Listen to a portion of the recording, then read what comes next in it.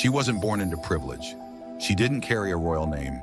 Yet God covered her with grace, surrounded her with favor, and placed beside her a destiny helper who believed in her calling. Her name was Esther, the woman through whom God saved a nation. And this is the book of Esther. Our story begins in the days of King Ahasuerus, ruler over the mighty Persian Empire. In the 3rd year of his reign, the king organized a lavish feast unto all his princes and servants in his grand palace at Shushan, which lasted for 180 days. During this feast, he showcased the immense wealth and splendor of his kingdom to his nobles and officials gathered from across the empire. On the last day of the feast, when the heart of the king was merry with wine, in a moment of pride, he commanded his eunuchs to bring up his wife, Queen Vashti, to appear before him in order to display her beauty before his people and nobles, for she was of impeccable beauty. But when the eunuchs delivered the king's commandments, Queen Vashti refused to come. This act of defiance deeply angered the king and his nobles. They were concerned that her example would encourage other women in the lands of Persia and Media to disobey their husbands. Following his advisors' counsel, the king issued a decree stripping Vashti of her royal title and removing her from her position as queen. After Queen Vashti's fall, the king's advisors suggested a search for a new queen, and so were beautiful young virgin women from every province across the empire brought to the royal palace in Shushan. Under the care of Haggai, the eunuch who oversaw their preparation, they underwent 1 year of beauty treatments and training. Among these women was a young Jewish girl named Hadassah, known as Esther. Orphaned of both parents, she was raised by her older cousin Mordecai, a man of deep faith and wisdom who loved her as his own daughter.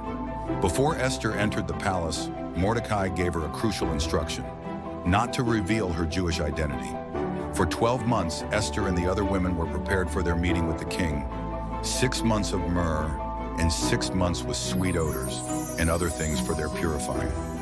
At the end of the preparation, whatever the women desired was given them to go with out of the house of the women unto the king's house. When Esther's turn came, she asked for nothing other than what Haggai, the king's eunuch who was in charge of the preparation, suggested.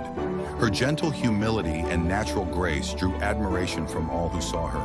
When Esther was presented before King Ahasuerus, he was captivated by her more than to any of the other women, and she won his favor and approval more than any of the other virgins.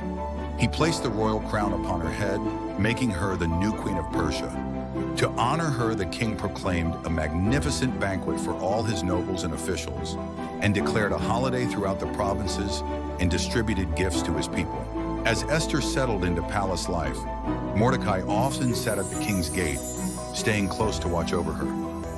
One day while there, he overheard 2 royal guards plotting to assassinate King Ahasuerus. Without hesitation, Mordecai reported the conspiracy through Esther, who informed the king in her cousin's name. The plot was investigated.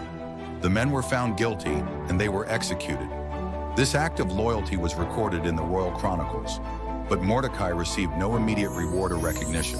The first lesson we learn from Esther's story is that God sends destiny helpers into our lives. God placed Mordecai in Esther's life as her mentor, protector, and guide, someone who prepared her for the purpose God had planned for her. Esther didn't rise by herself. She rose because God positioned someone to support her at every step. Today, God is still sending Mordecais into our lives, people who see potential in us, who encourage us when we feel unqualified, and who protect us from things we don't even see coming.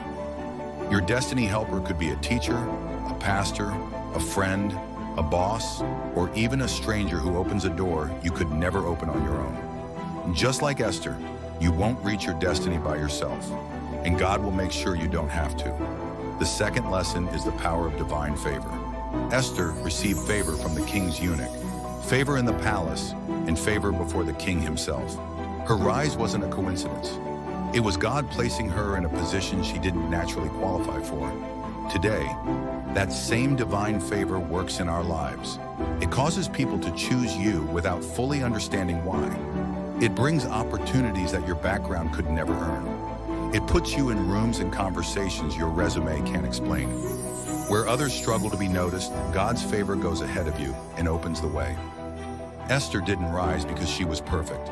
She rose because God favored her, and that same favor is available for you.